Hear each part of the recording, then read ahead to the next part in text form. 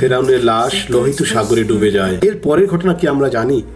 কোথায় তাকে তাড়াহুড়ো করে সমাধি করা হয়?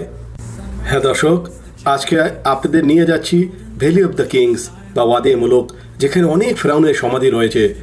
রামসেস টু হলো ফেরাউনের যে সন্তান, তার টম্বটা এখানে।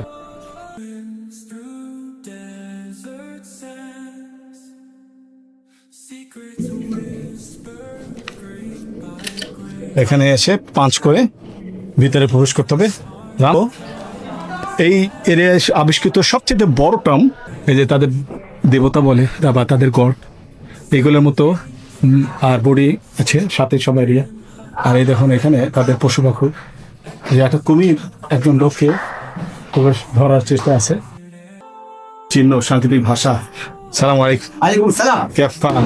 Good, very good.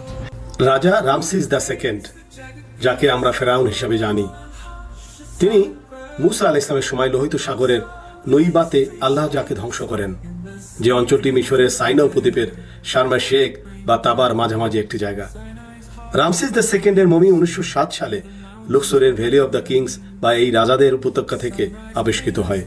সিনাই উপদ্বীপের পশ্চিম তীরে হাম্মামাত ফেরাউন বা জাবালে ফেরাউন নামে একটি রহস্যময় গরম পানির ধারণার পাহাড় রয়েছে। এখানেই জাবালিয়ান নামক স্থানে ফেরাউনের লাশ সর্বপ্রথম পাওয়া যায়। এইখানে 1896 সালে একটি ফারাও মমি সর্বপ্রথম আবিষ্কৃত হয় এবং তারপর 1906 সালে ব্রিটিশ নৃতাত্ত্বিক স্যার হ্যাক্রো ইলিয়ট স্মিথ মমিগুলো খুলে মমিকরণের কলাকৌশল সম্পর্কে জ্ঞান লাভ করেন। 1907 সালে তিনি ফেরাউন রামসেস দ্য সেকেন্ডের মমি বা লাশ শনাক্ত করেন। এই সময় তার লাশের উপর লবণের একটি স্তর জমেছিল।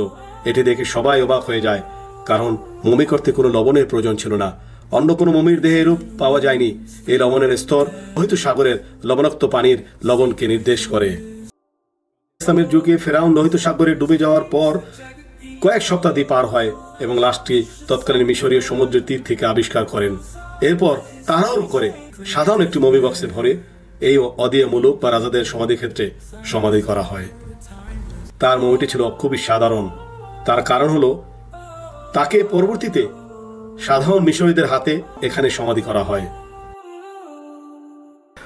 মমি চেম্বারের মধ্যে আমরা দাঁড়িয়ে আছি। হাজার হাজার বছর আগে এগুলোকে তারা দেবতা মনে করত। কেউ নেই, পৃথিবী ধ্বংস হয়ে গেছে। তাদের কাজটা এখনো রয়ে গেছে আল্লাহ সুবহানাহু ওয়া তাআলার নির্দেশে। তো আমাদেরকে বিশ্বাস করা উচিত, তারা নিজেদেরকে খোদা দাবি করেছিল, তারা নেই।